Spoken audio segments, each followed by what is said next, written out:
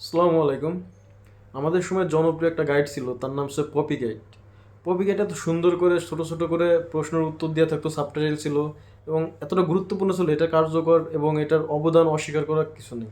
আজকে শুনতে পারলাম এই পপি গাইডের যে লেখক অধ্যক্ষ আব্দুল মজিদ স্যার, উনি দ্বাদশ জাতীয় সংসদ নির্বাচনে স্বতন্ত্র প্রার্থী হিসেবে মুরাদনগর থেকে কুমিল্লা 2 আসন থেকে নির্বাচিত হয়েছেন। শোনার পর আমার এতটা ভালো লাগছে, আমি তার এই পপি গাইড সম্পর্কে কিছু কথা বলতে চাই।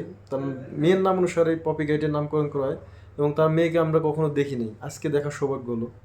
এবং এই অধ্যক্ষ আব্দুল মজিদ স্যার, উনি মুরাদনগরে ওনার বইয়ের নামে রেহানা মজিদ কলেজ এবং মেডিকেল কলেজ, ছোটো ছোটো ছাত্রছাত্রীদের জন্য যারা অসহায় গরিব তাদের মানে টাকা ছাড়া, হ্যাঁ, মানে ফুল ফ্রি করে ছোটো ছোটো স্কুল কলেজ এটা নির্মাণ করছেন এবং সামাজিক অর্থনৈতিক কাজে সে তার অবদান অস্বীকার করার কিছু নেই। মুরাদনগরবাসী তারা সবাই জানেন। তার প্রতিফলন কিন্তু এবার নির্বাচনে দেখছেন যে আওয়ামী লীগের নমিনেশন প্রার্থী তাকে বিপুল ভোটের ব্যবধানে এবার কিন্তু হারাইছে এবং সে মহান জাতীয় সংসদে প্রবেশ করতেছে। তো এবার জাতীয় সংসদে আপনার যে কয়জন এমপি নির্বাচিত হওয়ার পরে মানুষের মধ্যে একটা উচ্ছ্বাস প্রকাশ করতেছে, অধ্যক্ষ আব্দুল মজিদ স্যার তার মধ্যে অন্যতম। সবাই জানে ব্যারিস্টার সুমনের কথা, সাকিব মাস্টার। দেশ গঠন এবং দেশের পরিবর্তন, দেশের সিস্টেম পরিবর্তন করতে হলে রাজনীতিবিদদের সৎ, স্বচ্ছ এবং সুন্দর মনমানসিকতার প্রয়োজন।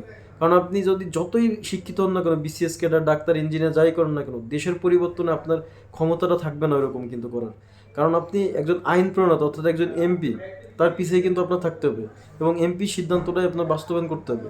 তো সংসদ সদস্য, মহান জাতীয় সংসদে যারা কথা বলে তারা যদি সৎ, স্বচ্ছ হয়, দেশের পরিবর্তনটা খুব সহজেই কিন্তু সম্ভব।